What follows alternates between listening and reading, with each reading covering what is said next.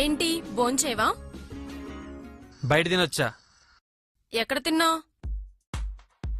నా క్లాస్మేట్ ఒకడు కలిశాడు. వాళ్ళింట్లో తినొచ్చావా?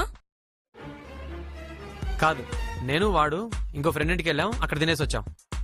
మరి ఇప్పుడు నీ కోసం రైస్ చేసా, అది ఇప్పుడేం చేయాలి?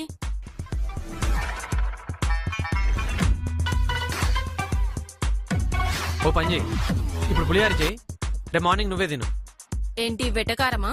కాదు, చిల్లీ కారం, చిన్న చిన్న ముక్కలు కోసి పల్లీలేస్తే సూపర్గా ఉంటది. ఇలాంటి పంచులేస్తే నాకు కాలిద్ది చెప్తున్నా. కాలుతుందా?